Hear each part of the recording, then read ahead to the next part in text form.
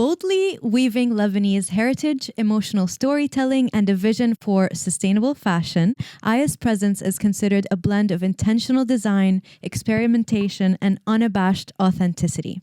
Through her online marketplace Archif, she transforms clothing into living archives, pieces that hold memory, dignity, and the stories of those who came before us. From thought-provoking commentary on privilege and purpose to behind-the-scenes glimpses of building a brand between Lebanon and the UK, Aya is just starting. Aya, welcome. I'm so happy to be here. We're so happy to have you. Thank you for coming to Shofa, where we decide if we should give you our hearts. How are you doing today? I'm excited. We had free cheese board before starting this episode, so I'm feeling pumped. That's so great. It's all. If I only knew it was all about the cheese board, I'd have this every time. It's the weight of my heart. Like.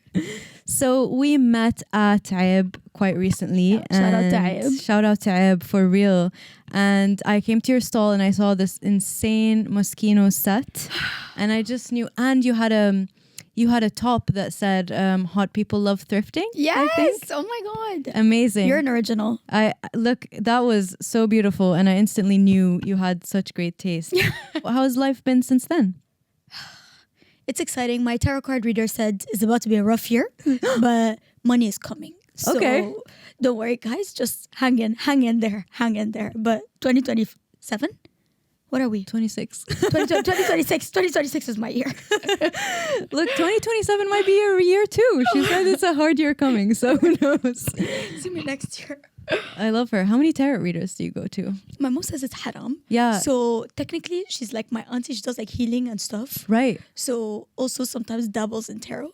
So yeah, recent discovery. I tell her if it's bad, don't tell me. So she only tells me good things. Okay. So I really enjoy the experience, honestly. And she still said that 2026 is going to be a bad year. I mean, she said you better deal with reality. Yeah. I mean, it's interpretive. You know? You're so right. Yeah. You're right about that. Okay, I'm gonna start with a round of quick fire questions. Some silly, less serious stuff just to get us kind of into the vibe. Okay. So tell us about your favorite Arabic dish. ملوخية. Yeah. Or rizajaj. Or rizajaj. Yeah. Oh, so good. What is your most toxic trait? I talk too much. I'm stubborn, and I like attention. So the cameras are getting to me right now. I don't know if that's toxic. I can't think that's toxic. What is your biggest ick? Sheen. Sorry. Sorry, not sorry. Not sorry. Actually, not sorry, guys. That's ridiculous. Like, please be serious. We're 2027 almost. Okay, so it's embarrassing. Come on, guys. Yeah. I have shopped Sheen before. And no shatafa. Sorry. Also sorry to the owner of the house. I understand. Hey, it's not no one's taking offense at that. Mostly because no one knows what it means. So tell the viewer what a shatafa is. So it's this invention that the Arabs invented many years ago that essentially says that if you're gonna you should use water to help you facilitate the cleaning. You know? Like, it's revolutionary. Honestly, everybody should try it. It will change your toilet game. That and the stool. Absolutely. The thing to put your feet up. Oh, I only recently learned about the stool thing. See, the Asians, that's what I'm telling you. It's always the Asians. We're always on this East and West and all of the, you know? Anyway. No, you're so right. You're so right. Yeah, we got to get on it, honestly. They're not great about it here in the UK, but... We got a portable one on Amazon. I will link it. She's like, no excuses, guys. No, because it's hard because you have to install it. It's long. It's true. I mean, that's kind of what put me off it to begin with, honestly. But that's ADHD, you know what I mean? Is my excuse every single time. Water bottle. Like, you're like, do something. There's always a way. Always a way. What is the silliest thing you've done to impress someone? Hey, I feel like I've not even shared this. This is... Okay, guys, on record, off record, whatever you want. I recently had a crush and I printed a picture. So I made a custom emoji and then printed it on a hat and gifted it to them. That's so not silly. Huh? That's so not silly. Their group chat was like, are you stupid? So now every time I do something, they send me the emoji. You understand? Wait, every time I do something stupid, they send... You have to tell us what the emoji was. No, it's an emoji of them. Like, you know the memoji? Oh, a sticker. Yes. Like, you know, like you made an emoji of them. if that makes sense. I honestly, you as an if someone emoji? did that for me, I'd be like, you're in love with me in the best way possible. Like, why is actually, I think more people should do that for other people. Wouldn't you love that? I mean, it's not, let's just say it's not everybody's cup of tea. You understand? Yeah. So, Yeah. how, do we talk to that person now or? I just pray they're not watching this podcast. That's all I can say. It's just God. Because this is so obvious. Like, they would know themselves. Maybe this has to be off record. We have time to decide. Yeah. I personally obviously think it should be on record forever. But because everyone should learn that that's how you express your love if it's true, you know? It's through extreme acts of DIY gifting. Like, absolutely. please be serious. Embarrassing otherwise, guys. Come Yeah. on. But actually, everyone get on your game. No. Print me. No. Yeah. No. Everyone. No. Yeah. No. Just emojiing. Yeah. Just stickering. 100%. Yeah. You know what? This is making me nervous because you're Having like so much fun. Yeah, I mean, This was supposed to be quick fire. I told you I talk too much. Well, no, Anyway, it's fine. The whatever. quick fire thing is on me. So you're so good. What song would you like people to play at your funeral? Afrobeats. It don't cost. Last. Now everybody go to breakfast. Shayo. Hopefully, I'm not invited. You know, It's a party. Everybody's invited. you're so right. Be serious. No, but I was hoping I'd be dead by then, but Oh. maybe not. I was trying to show solidarity, but We'll I'll be meet in the there. afterlife. I'll be there. We'll meet in the I'll afterlife. be there. Thank Cool. you. A little bit less quick fire, you know. Let's go. Let's be serious. Yeah. Let's be so serious, but also like not at all. Production, dim the lights. Yeah, come on, let's get romantic in here. You grew up in Ibadan, Nigeria, right? Lagos. Lagos. Tell us a little bit about how it was like growing up there. It was honestly the best experience of my life. So my grandpa moved to Nigeria 60 years ago. Like I said, he was supposed to go to Brazil. I don't know what happened. We made it to Lagos. Everything I am is, I think, thanks to that. Like, I grew up telling people I was Nigerian and not Lebanese. And they were like, but you're white. And I was like, okay, we want to go there. Like, I'm originally Lebanese. I grew up loving Nigeria so much. Like, that's everything I ever knew. My parents grew up there. Like, my grandparents went, my parents grew up there, and then I grew up there my whole life. So I grew up quite disconnected from Lebanon, actually. So a lot of me now is trying to reconnect with that, like, disconnect. But I love Nigeria. It's my first home and will always be my home. Yeah, we have Afrobeats, better foods. Not better food, same food. And yeah, I think a lot of my personality like comes out, like the Nigerian in me comes out. Totally. Yeah. Totally. I think that it was because of that I realized that you grew up there. Because I was like, this is definitely not a Lebanese person. No, I mean you are, but it's just like that you got that extra spice. Extra spice, yeah, 100%. absolutely. And do you still go back often? Yes, when the flight prices are not through the roof, because that in December is very serious. Right. Like, yeah. Right, yeah. No one's going back home in December. No. You started a business Oh my to God. convince your parents to let you move to Lebanon. Yep. Anyone who knows anything about Aya has seen this everywhere. You feel a calling to go back to Lebanon. Why? Because I've never lived there. And to me, it's like, because I'm so attached to Nigeria, I see myself living there afterwards. Like, that's where I want to grow up. That's where I want to raise my family, inshallah. Inshallah. But so that's why I'm like, if it's not now, it's never. Or, you know, like, this is my chance to go back to Lebanon now. Inshallah, live with my grandparents while they're still alive, like while they're still here. Allah yahmiyan. Thank you. But like, so yeah, I think it's literally like right place, right time, inshallah. But it's like our enemies don't want that to happen. Like, it's not giving right place, right time. But yeah. It'll come. Yeah. It'll come. Yeah. But that's beautiful. So it's a mix. Have you always wanted to go back? No, I used to hate Lebanon. Like, Really? we used to go in the summers. I was like, please get me out of here. Like, take me back to Nigeria. Why? Yeah. Because I used to hate Lebanese people. I thought they were so spoiled. I still think they are. It was very different. Like, we grew up very international. Like, we had a lot of international friends. Lebanese people can be racist, can be, you know, like, spoiled. Like, the way they treat their, like, domestic workers is really, like, horrible. And so it was just very, like, it felt like a culture clash every time I went there. So there was a sense of, like, not belonging. Whereas now it's like I've let it, and I think part of me was rejecting also that like Lebanese identity. I always wanted to say, no, I'm Nigerian. I wanted to be different, if that makes sense. I think now there's a part of me that's accepting it. And with that acceptance comes like the desire to want to learn more, to live there, to explore your country, like to reconnect, I guess, with that like lost identity. Wow. And how did you go from one side to the other? You hated it and then you were like, Honestly, just getting friends. Yeah, because Lebanese friends. having friends in a country makes you love it. Like, because I didn't grow up there, I didn't have friends. I had maybe like my one friend from Nigeria who's Lebanese, like would come there, falling in love. Like, I'd fallen in love in Lebanon. I think that was a big part, like, to play. Like, being friends with my grandparents, before they were just your grandparents, now they can be your friends. So I think it was just like a coming of age type of thing, of like loving the people who make you love the place. Wow. Yeah. That's so beautiful.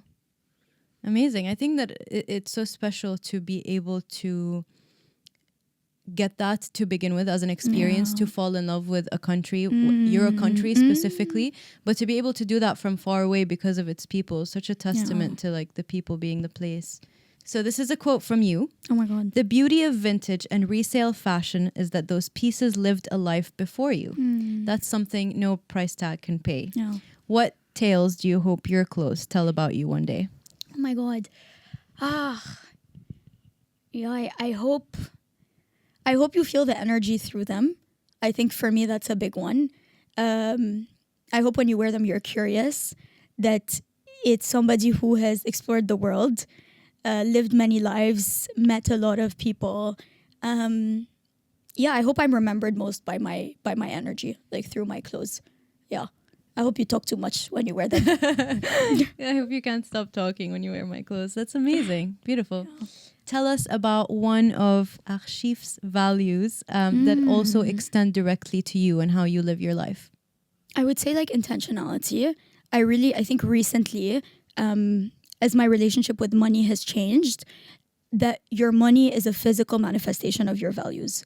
And I think that's true with Archif, that's true with me, that I want my consumption to reflect my values. Because everyone says they want to be sustainable, that they want to be ethical, they want to support local businesses until it becomes inconvenient to do so.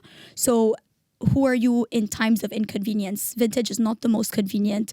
You have to haggle with sellers. You have to look at 1,000 pictures. You have to like go back and forth. It's not as convenient as walking into your Zara or your whatever and picking up the first thing on the rack. But, you know, in times of inconvenience, I think that's when true character and value comes out. Do you feel like that's been easier to do as you've grown up? Yes.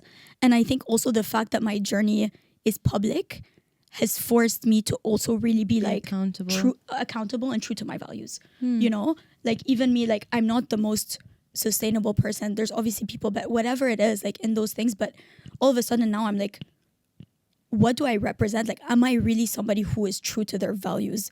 If that makes sense. And that shows through in the brand, that shows through in my personality and my character. Like that's something, that has come out with age as well, of like, what type of life do I want to lead? What type of person do I want to be? And that's something you think about now. That's amazing. It must be so difficult to be doing that online and to be kind of showing that to everyone at the same time, to just have that level of everyone is looking and everyone. But I mean, obviously the hardest part is just being accountable to yourself. And I think as long as your intentions are pure, like to me, at the end of the day, social media is a tool. Depending on how you view it, it can be an agent for like good things and bad things. Obviously we live in the cancel culture, so everything is sensitive. But at the same time, for me, it's like, I am a whatever public figure or whatever you want to call it. What example, Aya, do you want to set for people watching this?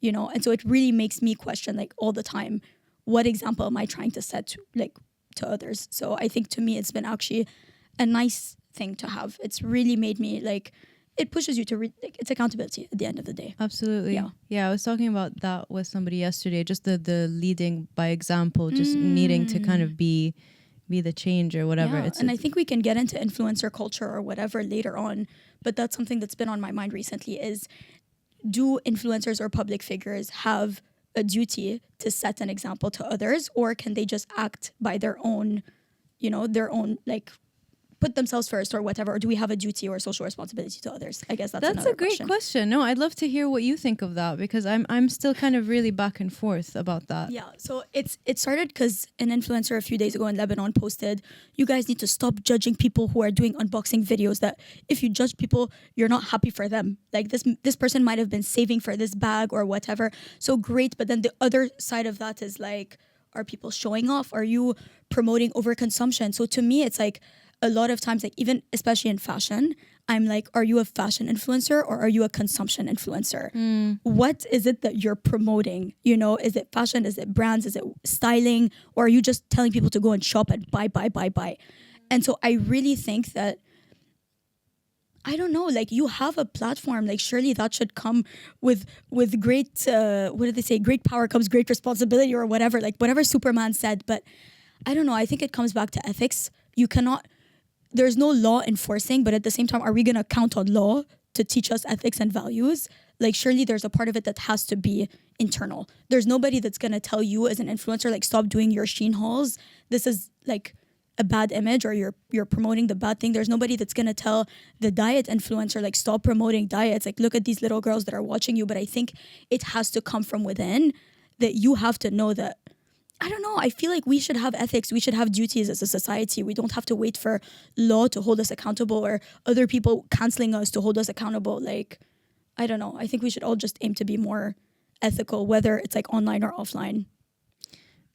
I totally agree, and it's so difficult. I think when you're talking about that specific influencer, not in the story, but somebody who's promoting overconsumption, it's really interesting because, you know, how big are they, and when did they get there, and were they at any point in a situation where they needed to promote that to get to where they are? I don't think that promoting overconsumption is ever okay, and I don't think that I would like to promote that, but it's not social media is not always used for someone promoting their values, and that's I think problematic for sure, because you do end up impacting people, and that's the problem, right? That's your point. Like we're making people do things and we're promoting things.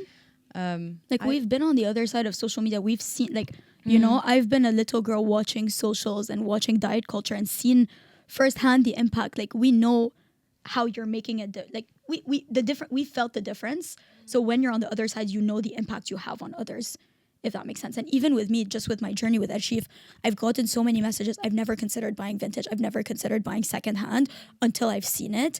And so I really believe these influencers, they know their value. They know that they can point at a restaurant. People are going to go to that restaurant. I guess that's why I was saying it depends on like how big this person is and at which point, because there is a point, right, in everyone's career, whether you're an influencer or not, where it turns from being something that you need to something that you're kind of like have more control over and have more responsibility. I think that it's a hard line, because when can you say like, okay, at this point this person has, you know, enough money, enough influence, enough whatever to start really thinking in an ethical way. Of course, the hope is that everybody starts out ethical, right? Everybody starts out with those values, but they don't. But the point is that at some point they impact too many people that they have to think about these things. But it's interesting because how do we function in a system that rewards overconsumption? They're literally paid to do brand hauls. They're sent pieces like for free. They get paid to advertise, to promote consumption. Like that's how the society, like that's how capitalist society works. So it's like at the same time, are we gonna tell them like, I don't know, in Lebanon we say like, are we gonna cut off this person's like money flow or income flow that they get from promoting these things? Like that's their job. You're an influencer. You're paid to promote people to like promote consumption. For the other argument. But oh my god, devil's! I love the devil's advocate. So it's hard. That's the thing. Yeah. It's like obviously we can say that you have a responsibility, you have a duty, but that's the person's salary.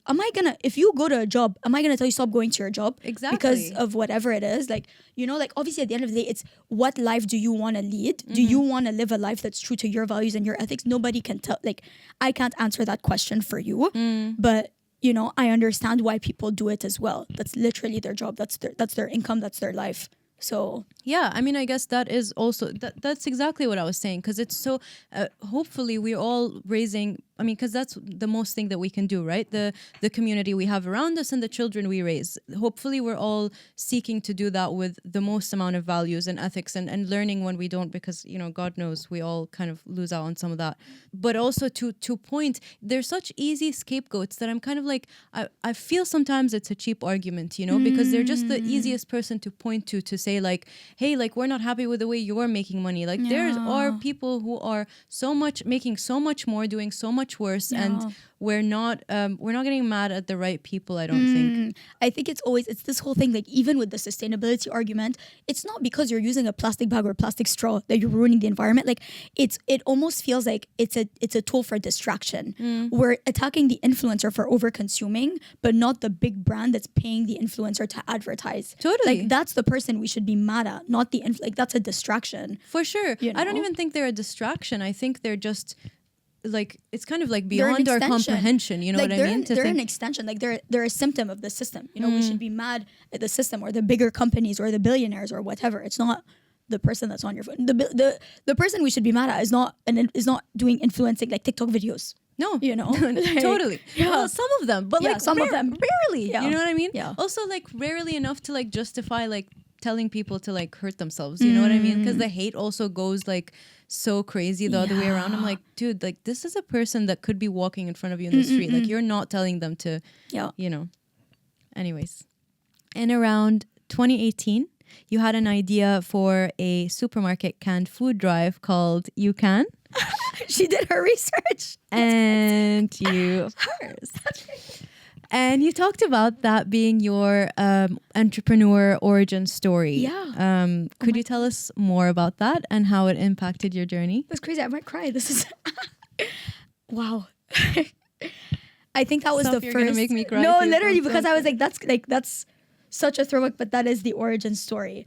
I remember it all started because I was sitting in a talk, and the person who was like the head of the NGO was giving a speech. It was at Krispy Kreme Donuts, the launch of Krispy Kreme in Nigeria.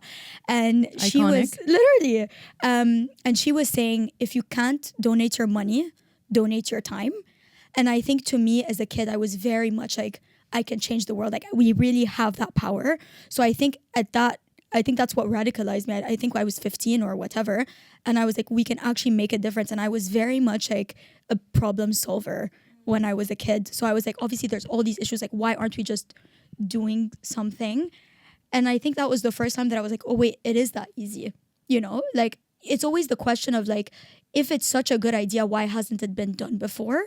But then you do it and you're like, okay, but you know, like you can't, it is possible. It is possible. And I think it's part of being naive as a kid and thinking that you can change the world. And I wish I still, like, I think that way, but not as much as before. Not as pure. Yeah, it's not as pure. Like, you know, it's harder, but yeah, oh my God, so I remember literally writing the proposal with my dad and then going to these supermarkets and handing it to them and then them saying yes. And I was like, oh my God, like this is crazy. It's like from an idea in your head to a reality. And I think that was like the trigger, basically, that what you imagine in your head can be a reality. It's just a matter of like taking action and doing the thing. That's incredible. Yeah. That's amazing. Oh my God. Yeah. Why do you think some people never believe that or never get that? I mean, obviously this sounds like it was insanely inspiring for you and it's touched you. Why do you think some people, despite knowing that things can be a reality, still don't believe it in their hearts? I think number one, we overthink. And number two, we don't believe it until it happens, you know? And I think that's why it's so hard. Like even me with this business, so many times I'm like, is this even possible? Because there aren't people around me that did it. If I grew up maybe in San Francisco, everybody and their dog is a founder of something, you know? So it's like, do we have examples around us that show us that this thing is possible? And I remember actually I don't know if it was before or after that canned food drive, I remember watching this video of these two girls. God, they basically banned plastic bags in Indonesia. Like they were literally like 15 and 13, her two sisters. I don't know if you can link this or put this or whatever. And they were literally making a video of how, I think they had a TED talk or something about how they literally like lobbied to be able to ban plastic bags in Indonesia. And I was like, there's no way that these kids my age are doing that. Like I was in awe. And I think to me, that was the first thing is like, especially being a kid. And in many ways, I still feel like a kid, but like, even as a kid, you can still make a difference. So I think it's like having role models, having people around you that show you that this thing is possible opens your mind so much more. Otherwise, we just grow up thinking, no, this is not possible. Or if it is possible, someone would have done it. Oh, amazing. Speaking of, your dad's role in your life and your entrepreneurship journey has been vital to you. If you had to choose one, which characteristic of his do you hope he has passed down to you? Oh my God. There's so many. I don't know. I'm not even going to pick one. I think I'm just going to list them. His ability to constantly learn. Like, I remember my dad was maybe one of the first people to ever have a 3D printer. Like, even now he's teaching me AI, not the other way around. So I think he's somebody who's like thirsty for like knowledge and always wanting to learn. I think that's what I want to steal. His like connection with people. Like, he's so well connected, and call it nepotism, call it whatever. I think he's a people person at the end of the day. He knows everyone because he loves everyone and everyone loves him back. And I think that's like the purest form of like community. It's like, it's community. His ability to also take action. I think we both, like, I used to tell my mom, like, Mama, I think I have ADHD. And she's like, no, you're just like your dad. I'm like, because Baba has ADHD. What's wrong with you? So they hate to see that coming from us. But it's also a blessing, because the fact that I'm so, like, the ADHD makes you impulsive. So I think both of us are impulsive in that way, that if we thought too much about what, we wouldn't do it. So it's the fact that we actually take action, but sometimes we don't follow through. Yeah, like, there's so, oh my God. Yeah, I always say that I want to be, when I grow up, I want to be like my dad and have the heart of my mom and the ethics of my mom. That's so beautiful. I love that. Are they your best friends, you'd say? I mean, they're my best friends. I don't know if I'm their best friend. So fair enough. It's a hard question. Yeah, they sound like pretty cool people. Maybe you have to like catch up to get there. Yeah. You know what I mean? Speaking of your big belief in action and not allowing too much overthinking to get in your way, is there anything that you've done that you look back on and think, oops, maybe I should have thought that one through? Bro. So, okay. I spent $600 printing 100 tote bags, thinking they're gonna sell out. This is gonna be finished. I've hit the jackpot. I sold 5 and 3 of them were my mom. So this was my biggest, I think till date, this was probably my biggest expense in the whole of Archif, is these stupid tote bags. So yeah, I think this is my biggest mistake. I think I go to sleep every night thinking, Ya Allah, what I could have done with this tote bag money. What I could have done. But is that an impulsive choice? Again, yes. Like, my mom was like, if you just asked me, I would have told you this is a bad idea. If you asked anybody. Like, yeah. Anyway. Hey, you never know after this, link down below. Period. Guys, please buy the top. So what happens when you're not a woman in STEM? Like, this is girl math. Me, I was like, oh my God, I sell it for this. I get it. I'm going to be rich. I just need to sell. Like, I was like, who wouldn't want this? Clearly, there's not enough performative males that want tote bags. So performative males, get in the comments. Bro. Comments sound off. Coming up next is Shofa's very own Friends and Family segment, where we bring in someone from our guest's most intimate circle, the person who holds the key to their heart. They'll spill a little tea, show us the unseen sides of our guest, and help us unveil them a little further. Hello. Hi, Teta. Hi, Teta. Hi, Teta. كيفك عم نعذبك؟ No worry. تعبناكي معنا تيتا. تيتا هيدي رفيقتي تارا. Okay, welcome, Tara. How are you? أهلين وسهلين. I'm so good. Thank you so much for coming today. We really appreciate it. Thank you. نحن هون, we love tetas more than anyone and anything. Tetas are our favorite people, so this is an honor for us that you're here. Thank you. No worry. Teta, you can speak if you want to speak sometimes in Arabic فيكي. Okay. Okay. حبيبتي، يلا. Okay. حتسألك ترى حتسألك كم أسئلة. طيب كم سؤال؟ Okay. Thank you, Teta. شو بنعمل من غيركم؟ لازم حدا يصلحنا our Arabic. Someone has to correct our Arabic, because if you guys don't do it. Teta, I'm gonna ask you a few questions about our amazing guest Aya. Okay. If Aya was a dish, which dish would she be? She's an exotic fruit. She's exotic fruit. Hello. She's amazing. I love hello. that. Like a dragon fruit. I love dragon fruit. Dragon fruit. My grandpa's a farmer, so it's Teta, we hear that Aya loves to take clothes from her favorite tetas. Which item of clothing would you say that you gave to Aya that you love to see her wear? My wedding gown. Yes, it's true. It's true. Teta, tell them how I took your wedding dress. خبرينا القصة. Aya was at my house and I told her, come and try my wedding gown.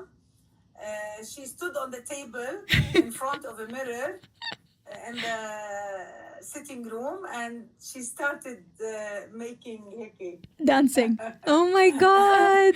اوكي سؤال جدو. أكيد لأنك حلوة ومهضومة. Yeah. That's so adorable. فستان عرسي يعني. Oh, flashbacks. Teta, do you think she's gonna get married in your wedding dress? Yay. No. شو no? I hope so, but It's Caroline de Monaco. شو? but you know, in the weddings, usually they wear something old, something blue, Something new. Oh. مش هيك؟ هيك شيء. خلاص, so we can expect to see your gown in person, Teta, when she gets married, huh? ايه يلا. Inshallah, yalla. We better find a husband for her. Okay. On that note, we know Aya is basically perfect, but Teta, you have to tell us, you have to spill the tea. What is Aya bad at? تفضلي. Oh, appointments. شو قصدك؟ Appointments. She cannot come at the same time or the correct time. Okay. I tell her come by 3. She will come by 5, 6, Ay! 8 o'clock. 8 She's o'clock? not good with time. Uh, She doesn't respect time. I don't know what. what else? تفضلي. تفضلي. People of color timing.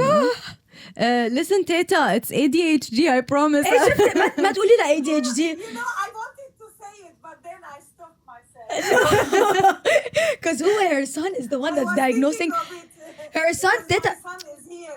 Hey. My son Hani is here. So my uncle has diagnosed the whole family with He always ADHD. tell me, a little bit of Teta. ADHD. Exactly. But it seems that all the families. True. Look, we always pass on the best things. And my teta is worse, huh? Because if we have an appointment, the appointment is at 3. My teta will be there at 2 o'clock. At 2 o'clock, I swear to God, she will be there dressed. I'm the opposite of Aya. In a restaurant, the booking is at 3. Teta at 2 o'clock, she's sitting in the restaurant. She's like, where are you guys? I'm ordering starters. I am punctual. at Over. one time. But if somebody tell me like 2, by 1:30 I will leave the house. Or I will be there like 15 or half an hour before time. If Teta goes to a wedding, before the wedding guest, she is there. You know, Teta, I was always saying we have to learn a bit from you guys and you guys have to learn a bit from us. والله. Teta, if I can call you that, sorry, I'm calling you Teta because now you're my Teta لا as حلو well. تيتا حلو لبقنا. Yes, no worry. It's my pleasure. How do you feel about Aya's inspiration for her business? Aya, she's independent, clever girl. She always thinks outside the box. She doesn't do things normally, like any other girl. That's why her ADHD, I don't want to say it, but she's so clever. She bring up subjects or thoughts outside the box. That's what makes her unique. On that note, Teta, what would you say is the biggest lesson that Aya taught you? She taught me how when I feel sad, I was traveling with her in Guna in Egypt, and I was like annoyed about leaving her and leaving my daughter and coming back home. So I started crying. She went up. She told me, Teta, get out of the bed. Yalla, now you have to make a show. And whenever you feel sad, you just look at this video and you will start laughing. Oh my So goodness. She made me laugh. She made me sing. She made me dance. And She made the TikTok. She doesn't like to find anybody sad or unhappy. She always bring this light into your head. She always bring this smile on your face. Oh my God, Aya is very lovely. تيتا منفرجيون الفيديو أما لا منفرجيون أو ما منفرجيون فرجيهم شو؟ الفيديو فرجيها اياه بينك وبينها. Okay, off the record, Teta. For this one, off the record. بس أنا لا, you have to show me. Yoy. Teta, tell them you wanted to be an actress, no? Or you wanted to be on TV. هيك صرتي على التي في. صرتي على التي في يعني مالي. هلا بنرجع بنحضرك. Teta, for our last question, I wanted to ask, what is something you think that Aya needs to hear? She has to concentrate on what she's doing. She cannot make many tasks at one time. She has to concentrate for her so that she can, reach something better place. Because if she work like in place 1 or place 2, or she will be divided in her concentration. But if she concentrate on one thing, I think she can do better. Absolutely. That's great advice. Honestly, we all do now in the age of social media. We're watching TV while we're on our phone, while we're listening to music. It's bad for our brains. Yes, it is. It is. Amazing. Well, Teta, you've been incredible. Amazing. Thank you so much for joining us. Thank you. I hope Aya, she will offer you some food. they offer me. أنا the guest. أنا the ضيوف. Teta, for today, Aya's our guest. Maybe you'll invite us to your next show, Teta. Inshallah. Inshallah. So nice to meet you. Thank you so much for coming to our show. Welcome. Bye, Teta. Love you. Thank you. Love you. Bye, Teta. I saw that you met Rama Duwaji. Oh my God! The future First Lady of New York. Bro, current. She's Is it future? Future? She made it, no? current for us, Princess Diana. You're my for first us. lady. You're my first lady. How was that experience? Tell us about it. Oh my God. How do I even begin? So basically, Rama comes in trying on a jacket. And this jacket, let me give you backstory. I did a pop-up in Lebanon. My mom wasn't there, but she just saw the Instagram story. She saw someone trying on a brown jacket. She loved it. She called me after. She's like, Aya, please put this aside. I want this jacket. I'm like, okay, fine. Then I have a pop-up in London. I take the jacket with me and I'm posting on my stories that people are trying it. She calls me. She's like, Aya, why are people trying on my jacket? And I'm like, no, mama, it's part of the experience. Like, I want them to see it, display, ما بعرف شو. She's like, okay. Rama tries on the jacket and her friend tries it on. She now says that she wants to buy it. She starts telling me, yeah, I want to buy it. How much? Like, she tries it on and then immediately she's like, okay, how much? I want to buy it. And I'm like, it's not like, how do I say this is not for sale? My auntie comes and the excuse was literally like, my aunt comes, she's like, do you know who this is? I'm like, yeah, of course. And she's like, I told her, oh, she tried on a piece, I don't know what, and she wants to buy it. And then I said, oh, but I can't sell it because mom wants it. She's like, are you stupid? Are you literally dumb? So my aunt comes, my first aunt calls my mom. She's like, Fatin, do you know who this is? She's like, mom, like, do you know who this is? I don't know what. This is the future first lady. It's like if Michelle Obama tried your jacket, sure, this would be huge for Aya. And my mom's like, what's my business? Like, who is this lady for me? What has she done for? شو قصدي أنا New York يعني? You know? No problem. My second auntie calls her. Literally 2 aunties, they're calling her. My mom has to call my dad. She's like, you better go and talk to your daughter because I don't know what type of, if anything, it made her want it more. You understand? She was like, I told her mom, it's like the first lady. She's like, I'm the first lady that gave birth to you. Who is this first lady in front of me? Between politician and your mother, who will you choose? I said, let me not answer this question for you now. She said, I don't know what. Bro, it was so deep. So then after they won, obviously, I said, Mama, do you know who won the election now? She's like, okay. Like, do we give her the jacket now? Yeah, and we have to give her? And I'm like, are you serious? Are you actually serious? So this is a public apology. Rama, if you're watching this, my mom says she's sorry.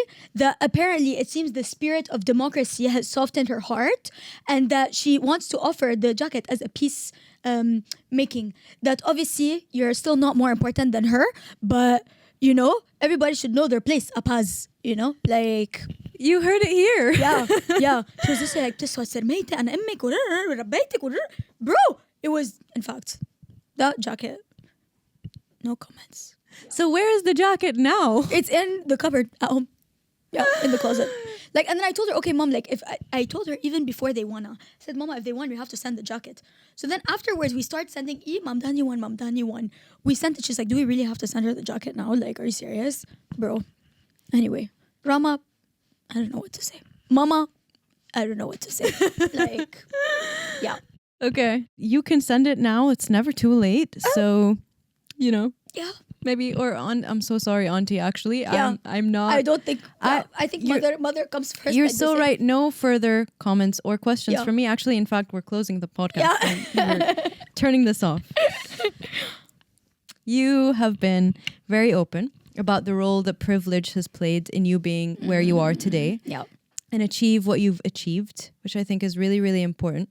Obviously, it's a very big part of how you show up with this level of authenticity. So I think please don't ever stop doing that. What advice would you give to those who haven't had the same amount of privilege, but really are seeking to be entrepreneurs? I might get cancelled for saying this. The game is not fair. So if you try and play it fairly, you're going to lose. You know, like the people around you who have their connections, they're using it. So don't go and apply for the job and think you're going to get the job. Go and see who are the people around you. Like, I really believe we're all 2 connections away from whoever we want, no matter what background you have. Is it your local lady at the supermarket? Is it the lady at the cafe? You know, it's still like, that's all our, like, community is also network. Like, our communities are our first network. Who are your mom? Who are your mom's friends? Who are your, you know, who are the people that you go to school with? Like, all of that is our network. It's not because you know the CEO of some company. Like, don't, like, your head doesn't have to go there, but your community is everything. I think that's what I'm gonna say, is like really, really tap into that. Ask for help, ask around you, show up authentically. You'd be so surprised. Cold email people. I swear to God, half these connections I've gotten is not Baba doesn't do fashion, you know? So thankfully these ones I got myself, but literally just because I sent a DM on Instagram, you know, when I had 200 followers, I would reach out to these people, send a huge paragraph being super authentic and myself. You'd be so surprised the people that reply to you. So even now, I think in a society where we're all hyper connected, like even you can message Trump on Instagram. You know what I mean? Like, in what world can you DM a president of a country or like a prime minister or somebody? Like, you know what I mean? There's increased access. So don't underestimate the power of that. Like, really reach out to people. Like, your network is everything. Absolutely. I don't know if you remember, but I was trying to get into your DMs for like the longest time. And I'm here. Like, it worked. So people, listen. Listen is what we're trying to say. Oh my God. God. And reach out to people. DM them. Tag them in your story. You That's know, what you'd be so surprised. Like, the people who will, there are people at the end of the day. Forget the 100 million followers. It's a person behind that account. If it's not an AI robot account already, but you know, you'd be so surprised. Like people are everything, and it makes the journey so much more enjoyable. Absolutely. And it's so fun to get like a random DM from someone being like, hey, do you want to like do this weird project with me? God. And if you don't have the resources, be resourceful. You know what? Like, go to the ends of the earth. Like, there's no rules. I've seen people that I think there was this one guy who wanted to send a job application, and he found all the job applications were being put in the trash.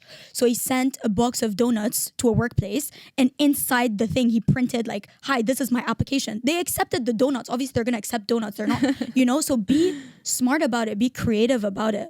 You know what I mean? Whether you have to stalk people, whether it's in person or online or whatever it is, like, get creative with it. If you can't get through the door, get through the window. seriously, is what I'm trying to say. There's no rules. There's no rules. Like, throw the rules and don't take no for an answer. Like, rejection is still redirection, but don't stop. Like, if you have your eye, you believe in something so passionately, go after it. There's like, you can't get to the person, get to their friend, get to their cafe, their barista. There's ways to get to the people you want or the things that you want. You just have to like try hard enough. I really believe that. Absolutely. Yeah. That's so true and so inspiring that you say that. And you know, I think the best thing that you just said is that all of this is accessible to everyone. Yeah. That's the crazy part about all of it. Like, no nepotism, no anything is going to take away those tools from you that you can just use to be, you know, a freak on Instagram. Mm-hmm.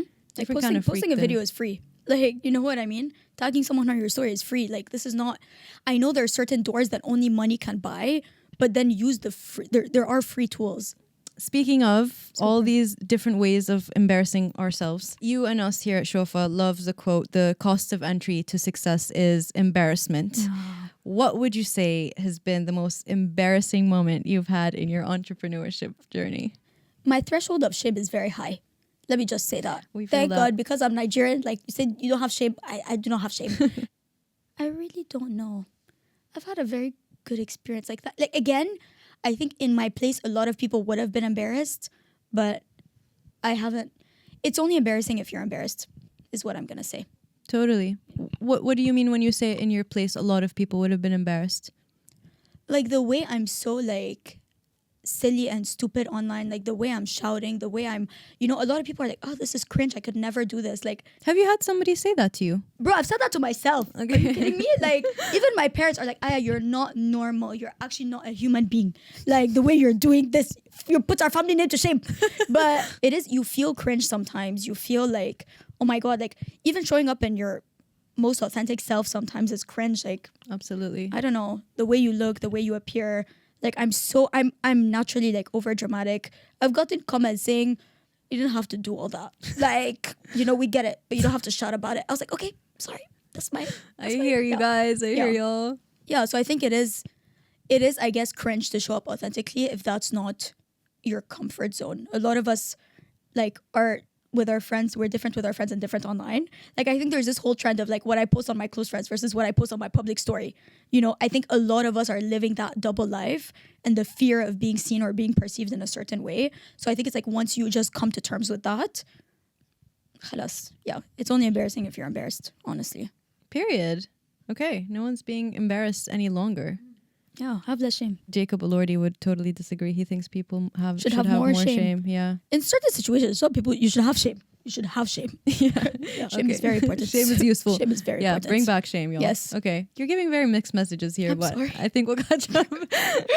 Rejection is redirection. What is the worst rejection or heartbreak that you've received, but was absolutely the right redirection for you? This is such a good question. I mean, recently, for example, we had a pop-up and there was one person that I was really trying to get to be there. And then he finally said yes the last day before he canceled.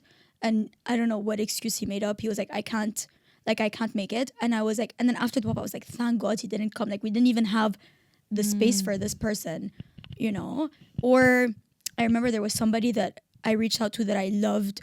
Like, I don't know if you know him on Instagram, Lebanese fashion history.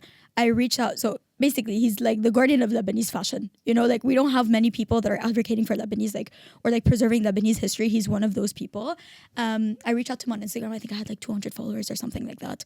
And I was like, can I put you on a podcast? Like, can I interview you? He's like, what's the medium? I was like, my Instagram account with 200 followers. And he was like, no.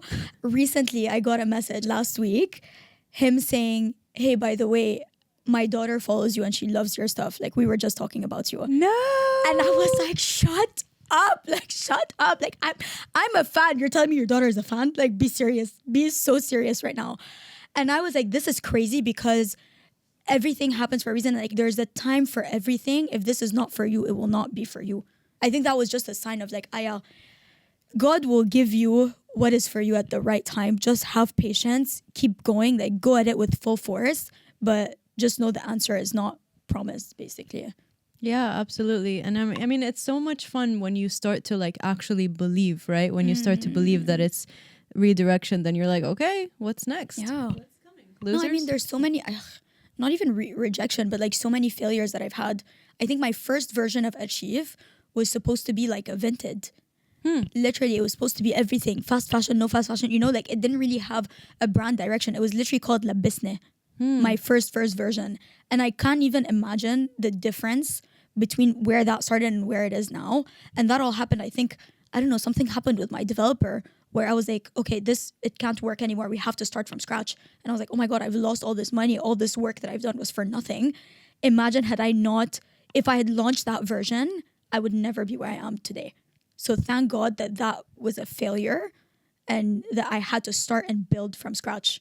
Wow. And what made you change how it was in terms of the brand not values? I guess the values were the same, but kind of how they were portrayed. I mean, my friend was always telling me, he's like, Aya, do high-end, do vintage, do whatever, like don't. And I was like, no. A year later, he laughs at me now. He's like, Aya, you clown, you could have saved a year of your life if you just listened to me. But I think I had a mentor that was giving an example. He basically said when Uber started, they were like a limousine service, and so that was a premium product. But they needed to get that way, first of all, to convince people to go into a stranger's car. Like, that was so weird. But also, like, to obviously to build their name, but also, I guess, to start off. So he's like, you can start off high end and then trickle down. So that's what Uber did. They started off, they were like a limousine, and then they trickled down. And that's how I started. I was like, okay, this is what I need to do for because if you're targeting everyone, you're targeting no one. So pick your niche. I was not comfortable with going high end because I was like, I wanted it to be accessible, but I was like, you know what, let me start here, and then this will pave the path for what will come later. And then I started here, and I was like, actually, this is where I'm gonna stay, because I remember using Vinted and buying the $5 t-shirts, and I started off fast fashion, no fast fashion, I didn't care. And then I was like, okay, wait, like, I feel you graduate from that phase by thinking, I'm gonna save my money, I'm gonna buy less but buy better. You know, I'm gonna buy better quality. And I was like, eventually we won't even need these first stages. Like, the consumer doesn't have to go through all these steps to finally realize that, okay, I'm just gonna buy better quality or better brands or whatever it is. We should provide that from the start.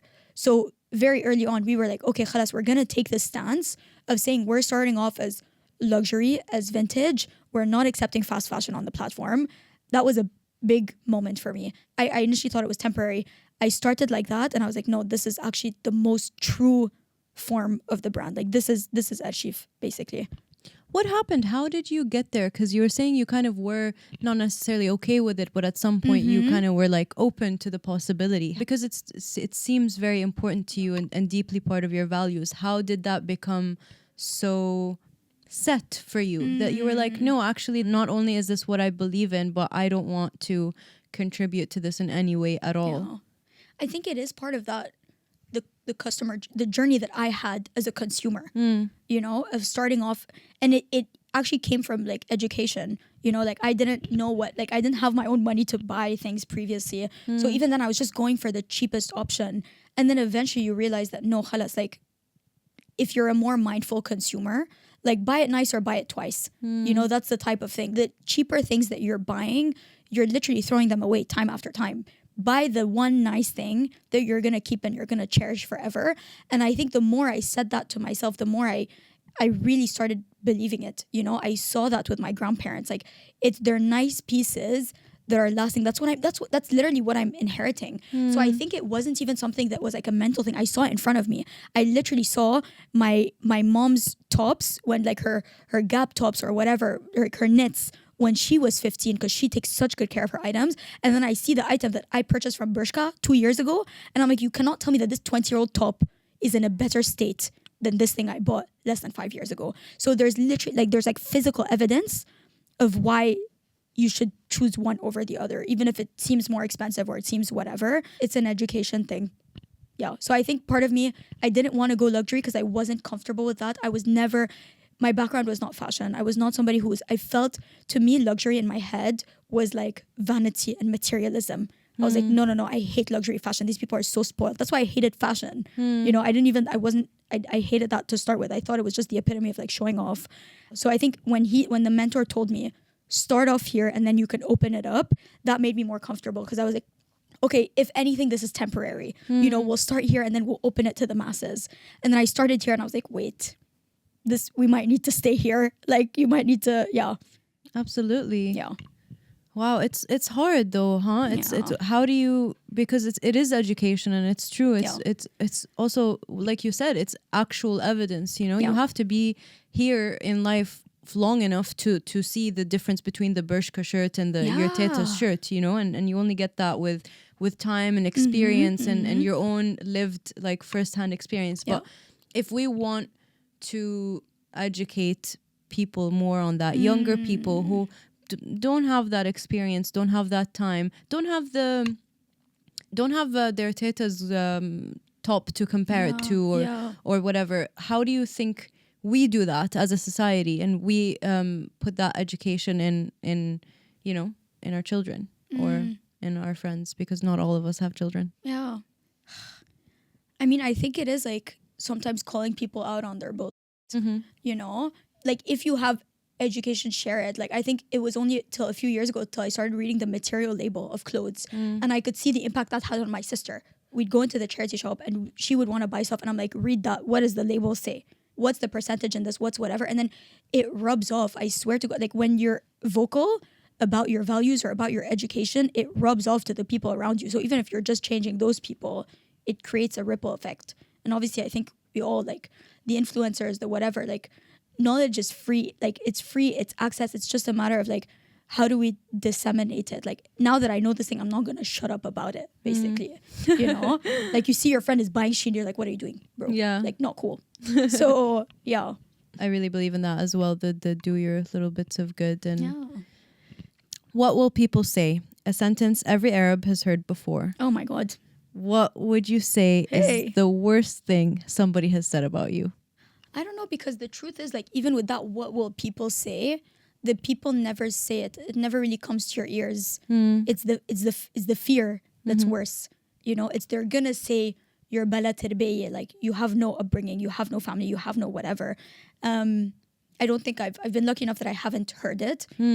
Again, I haven't had a lot of public scrutiny. I think I haven't made it yet. I think when you get the hate comments means you've really made it in life. But Or thank God. maybe some people don't ever get them. You know? You'll get them. You'll get them. It's like fruits of your labor, you know. Like it means I've made it. If I'm getting hate comments, I'm like, I'm on the right path. Okay, you know? okay. Like You heard the girl. Get in that hate comment. bro, please. I used to tell my friends, please put hate comments. Like please. Yeah. That's true. That is an indication that you made it. I don't know if I want to ask for them per se. No, but okay. Tell me. This is not the most embarrassing thing. I just remember I was registering my business. Huge. Went to the bank, like wanted to open my account, and the lady at the register was like, "Hey, what's your business?" Like, oh my God, that's so exciting. And I told her, okay, we resell like secondhand vintage clothes. And she's like, akid it's in fashion. Yani, what else are women gonna do? I was like, what? Because to me, I had never realized that I was fitting into a stereotype.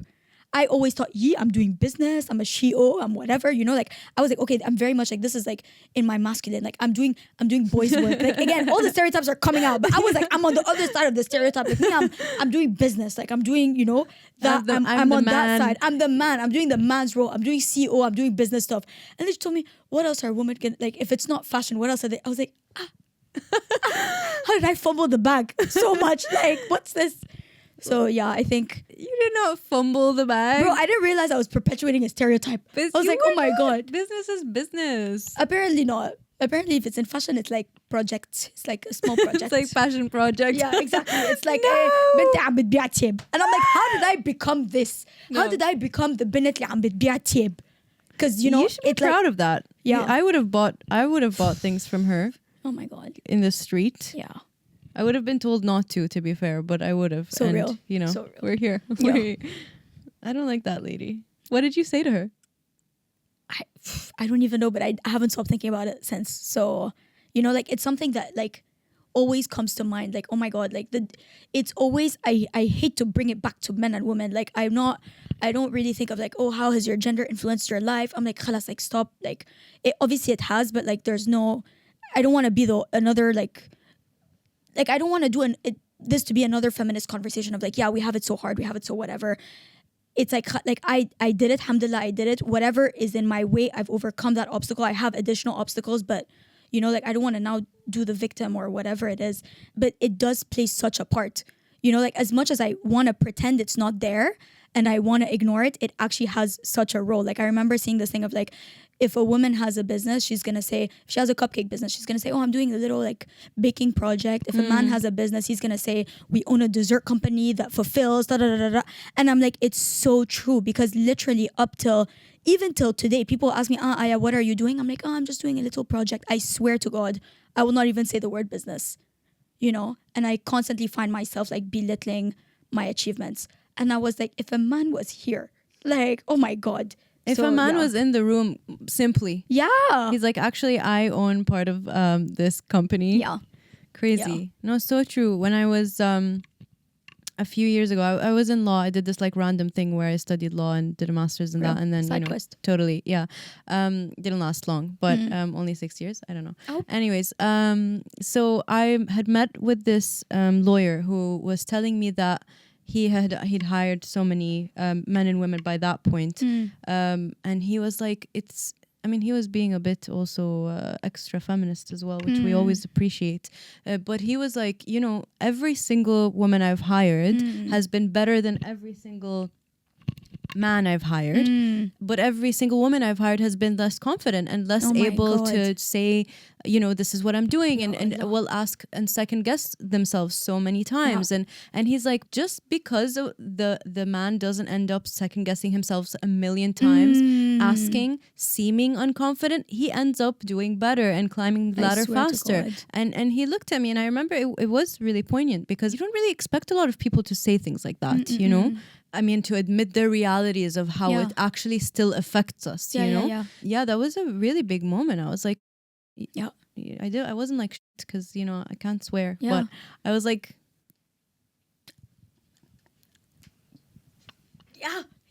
totally. Audacity, I swear to God, audacity gets you everywhere, like. And big words, not everybody has grown up with like a crazy vocabulary. So get on ChatGPT or whatever it is and learn those. But it's not even that. I swear to God, there's dumber people that are in higher positions because they have the confidence and the audacity to move through these spaces. So I think a lot of the times I have to like put in like, it's so crazy that I'm trying to emulate a man. Like, God, please, God, we need more strong female role models. But like, to me, like the finance guy in my head, he's a man. He's a man. And he's telling me, Aya, this is not time for girl math right now. Like, you need to be confident. You need to be serious. Like, and I need to emulate that energy, because I'm like, what would a man do in this position? A man that is less qualified than me, what would he do in this position? No. But it's hard, but it's true. It's so true. You know what I mean? So true. Because I think for us also, the bar is so high. We've set the bar so high that it's like, it's not even an achievement or whatever. Whereas I feel, man, they're just going through life. I don't know what it is. Sorry to the men in the room, quite physically, literally in the room.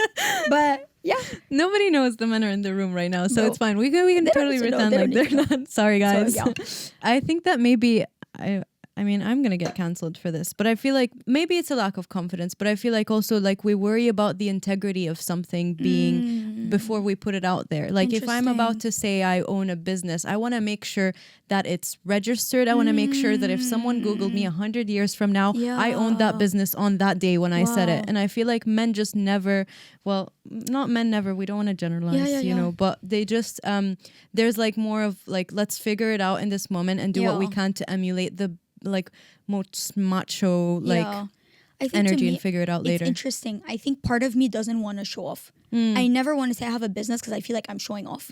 Whereas I think with a lot of men, I find there's an ego issue. Totally. Because but at the same time, it's just they're talking about their achievements. It feels like showing off. It sounds like ego. And because I never want to appear that way as somebody who's not like humble or like, self-aware, that I underplay everything. So I'm like, we need to find a balance. That's cool, actually. That's so have you struggled to say those words out loud in a way that feels humble? All the time. Really? All the time. Because I'm like, it feels like, and I'm talking about, okay, this is how much I've made. This is how much I've whatever. Okay, I'm starting this business. I've done this thing. I was featured in this magazine. I don't want to say it because I'm like, this feels like showing off, Like... Yeah. So you haven't gotten rid of that feeling yet? We're still working on it. And it depends on the room. Like in an investor, like if it's an investor or whatever, I'll overplay it because I know that's what they want to hear. To like any other person, I'm like, like how do I even slip this in? And like it does. I just no. How do I slip this into dinner conversation? Yeah, you can't. And then most of the times you end up just like underplaying your achievements. And what would you say if it wasn't you, if this was your friend that you were giving that advice to and she was like, how do I do it? What would you say? I say, bro, be serious. Like get a backbone. Get a grip. Get an actual grip. So I think a lot of the times in dinner conversations, it's usually my friends like, she was featured here, she did this, she did that. So I was like, okay, thank you, but it can't come from me. Like, yeah.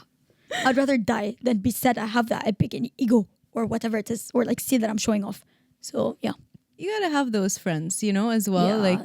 Yeah, like God keep those friends. Yeah. I love having friends that are like, they do God's work for you. They do God's work. Absolutely. What do you say to those who are still looking to find their story and think that they are perhaps just not quite interesting enough? Like, what do you mean you're not interesting enough? They Like, don't think... I understand the question. Gotcha. I'm answering the person. I'm like, what do you mean you're not interesting enough? Right. Like, that's your lived experience. And I think, oh my God, I'm going to say this to my friend Shehana. Shehana, if you're watching this, she's exactly in this thing. She's like, I don't feel I'm as good as these people, or I have enough to say, or enough experience, or enough whatever. That's your life. That's your lived reality. Like, the fact that you're even considering this, like, I don't know. We all have a story to tell. Like, who are we to now say that our story does not deserve to be shared? Like, another person might relate to you, like what you're saying. No, it makes me so frustrated when people are like this. And I think it's like, when they say they're not good enough, they're not. I'm like, just start. Like, why are you saying no to yourself? I was like, I always believe, let other people say no to you before you say no to yourself. Put that thing out there. If nobody watches it, who cares? Like, you enjoy it. Like, it's not only for the validation of other people that you're sharing that story. If that brings you joy, like, even if it's one person that story is gonna impact, it's enough. Like, just start. And I think that just like, it just goes back to perfectionism. I think whatever it is, like, I've seen so many different versions of that comment of like, my story is not interesting enough, I'm not good enough, I don't have a camera, I don't have this, I don't have a mic. I'm like, khalas, these are all just excuses. Like, we're just trying to be perfectionists, but it's just like, it's procrastination in disguise. This whole perfectionism that we have, we're afraid to be our authentic selves and show up in that way. I think that's why we're saying, oh, it's not good enough, or our story is not this. Like, you're not comfortable with yourself, so get over yourself. Like, people are not judging you as hard as you're judging yourself. You know, khalas. Yeah, Get a grip again. bro, get a grip. Like, just start. I swear to God, this is my motto for 2026. Amazing. So Shehana, if you're listening, Shehana, get a grip, girl. bro. Storytelling is foundational to your brand. Obviously, you're so great at it, and you're so easily showing up with authenticity. It's crazy. If you feel comfortable sharing, what is a story that you still feel is quite hard to tell? I don't know. I guess it's hard. Like, you're showing up online, and I feel sometimes is like, is there a fine line between using my stories and then almost like commercializing my stories? You know, like, I'm sharing something so like deep and vulnerable about my jiddo and my family and my teta and all these people, and I'm like, at what point am I using them that this story just becomes another tagline or another 60-second pitch? And I'm like, am I watering it down? Am I like exploiting this story almost to make a sale, to make a whatever? And I don't want it to be like that. But again, it's the nature of the system. Like, what does the system reward? So I feel the amount of times I've shared Jiddo's story, it's like you almost feel like you're disconnected. It becomes almost like a script that you're saying at some point. So it's not even a story that's hard to tell. It's like, even the stories that are easy to tell, the good stories, I'm like, I now feel like I'm even more of like a gatekeeper now of my personal life, because I'm like, what is the line between wanting to share my family and share these stories, but do I want everyone to have access to that and to have access to my life and like my experiences and my privacy, you know? So I guess that's something I'm still trying to reconcile with. Like, even now, everyone has heard of Teta, but they haven't seen Teta. So I'm like, is this now, like, at what point do I want to now put this face here? Because once it's out, it's like, it's out there. You've shared it. It's now part of your commercial story, like your brand story, your commercial story. But like, part of that is like, how weird, you know? Your personal life is part of like a business or like a part of a sale or like a weight, like it feels transactional. I think that's the best way to put it, is I don't ever want my true like authentic personal story to feel like a transaction. And has that feeling come from your sort of interaction with the story again and again, or has it come from how the outside world engages with your story after a certain point? I think it's definitely from me. Like, the engagement outside is amazing. You know, like, people love that. They love that authenticity, like they resonate with it so much. And that's part of like what keeps me going, is like, if anything, I'm honoring this story, it's like I'm passing down this legacy that you're keeping people alive as well with when you're telling their stories. But again, it's like, am I using this thing? Like, at what point am I like exploiting this story? Like, sometimes I'm going through my teta's jewelry box and I'm like, this is so natural to me. But then I have the inclination to always want to film everything. And I'm like, ugh, Aya, this is so cringe. Like, just live in the freaking moment. But it's like, I know that this is also going to this is what people want to see. This is the authentic, like, I'm just like, these people who are showing up authentically online, like, at what point are you putting a camera there and it's no longer authentic, you know? Like to record this conversation too, does that make it less real? So it's like, it's a beautiful moment and it's a raw and real and honest moment. But at the point that I'm pulling out my phone to record it, does it make it less real? Does it start making it staged? Does it feel like, what is my intention? Am I doing this for the views? Am I doing this for the brand or whatever? Like, do you feel in that moment, do you feel the moment cheapens at all? All the time. Really? All the time. Wow. Yeah. And I'm like, I know it's fine because I always look back. Like, I'm also the type who's like, I want to live in the moment, but I know I live through the photographs. I will not remember this moment. I'm remembering it through the photographs. Yeah. So all my friends that I'm like, ugh, stop taking pictures. This is so annoying. Like, just live in the moment. Like, it's not like, you really, at the end of the day, like, that is also like a physical manifestation of that time. And I know, like, بعيد الشر لو سمح الله, all the different stuff that we can say. When my grandparents pass away, I will look back at those and I will not remember the feeling of cringe when I pulled out the phone. I will say, thank God I pulled out this phone. Thank God I documented this moment because I want it to live forever. This is how I will remember them. This is how I'll remember this moment. I think I feel the same way. A lot of the time I look back and I'm like, I'm so happy that I have this there, especially things with grandmas. Yeah. Absolutely. And like, nostalgia fools you. Your memory will lie to you, you know? Like, it might be cringe in the moment or whatever, but you look back and you forget that. Like, you will not remember that feeling. We have like a selective memory in some ways. So absolutely. I think I'm worried or like when I related to that, what you said, it was a lot less about being cringe. It wasn't at all about being cringe. No. I think it's cringe to myself. I was like, Aya, this is so like lame. It's not how people would perceive you. It's like, I'm cringing. Like, what do you mean it's exactly how you said it, cheapening the moment. I felt like that's my version of cringe. Of like, is this really how you're living your life? Are you living for the like, you know, in French you say like, there's a song, tu ne vis que pour les caméras. Like, are you living for the cameras right now? Like, oh my God. Yeah. Well, I'm sure we'll figure it out. Yeah, you're just too good at what you do, I think, online. So you better not stop. Please don't stop. I told you I love the camera. Yeah. Whatever.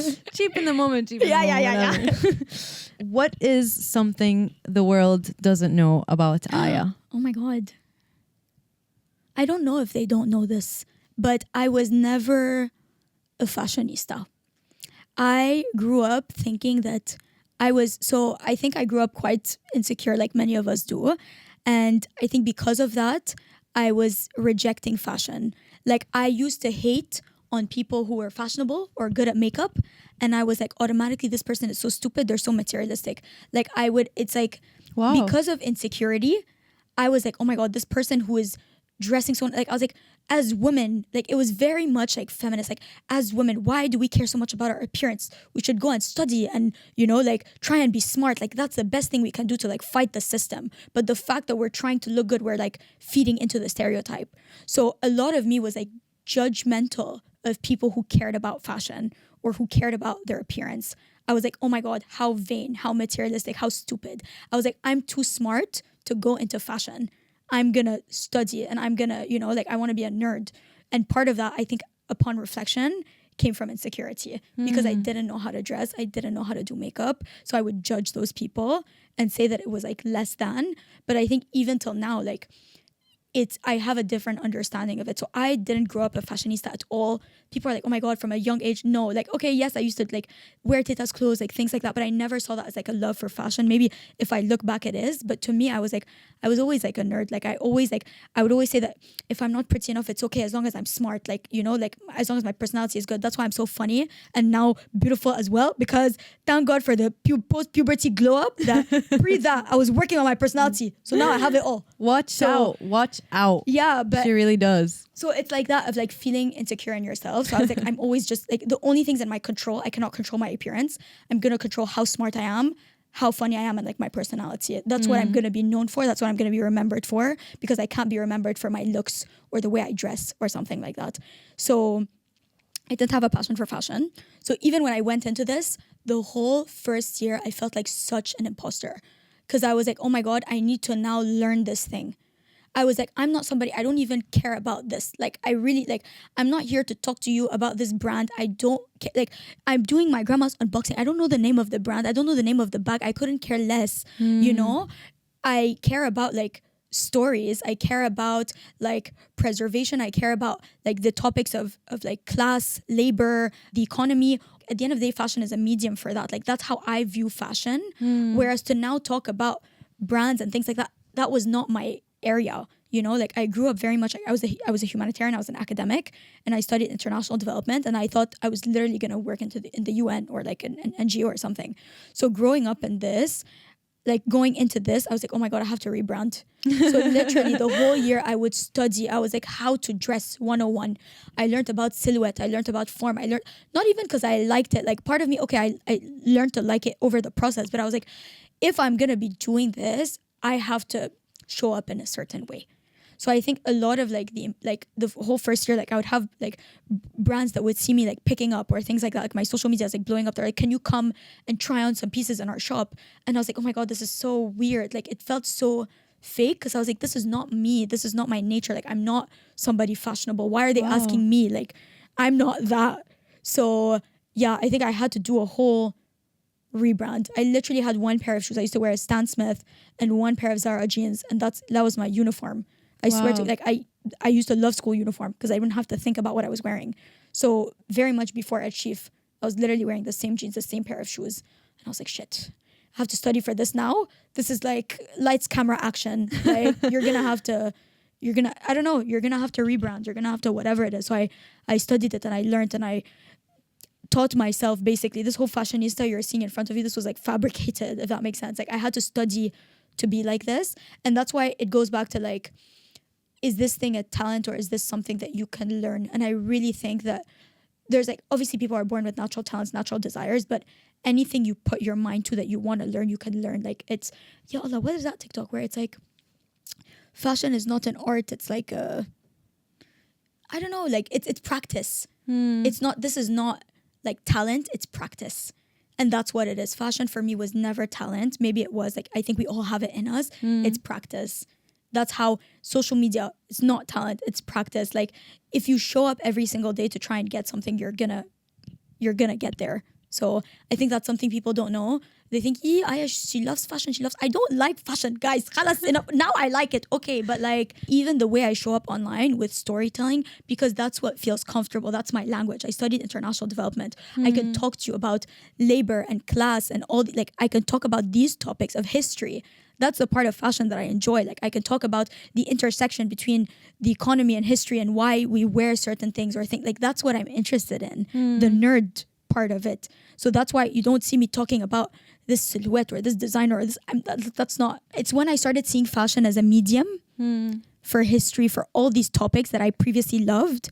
That's when I started like falling in love with it. I was like, at the end of the day, this is just a vehicle. This is just a tool to study the things that you already love.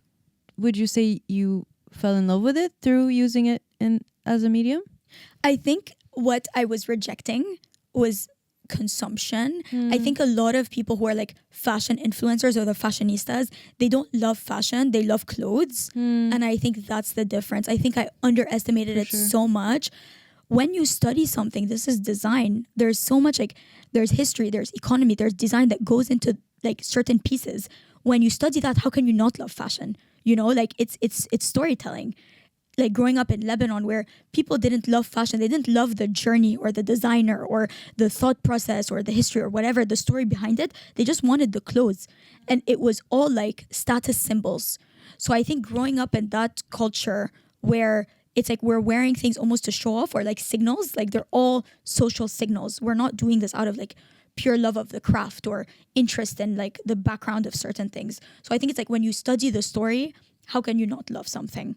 You know, when you learn about the background. So that's why storytelling is so important because that's what makes you fall in love with the item more than the item itself. So I think we need to stop loving clothes and start loving fashion. I want to also give you a chance to have a little manifestation session with us. Oh my God. And let me know, what is your dream Archif collab? Oh my God. I have so many. I literally wrote them down in my notebook today. Middle East Archive, to do a fashion book together would be insane. To work with, obviously, Lebanese fashion history, shout out. To work with some or not even to work with. I imagine Archif has like pieces of like Lebanese icons. Like imagine if you can find old pieces from Sabah or Fairuz or whatever, Wow. and you could buy those like actual like history and archive pieces. What else? I don't know if you know Arab Image Foundation. Again, they preserve a lot of like old images and things like that. So I think, yeah, it's a mix. I have so many. Like I just like it's very much like world building, if that makes sense. Like to me, Archif is almost like a concept. It's like, again, it's a brand. It's a brand in every way.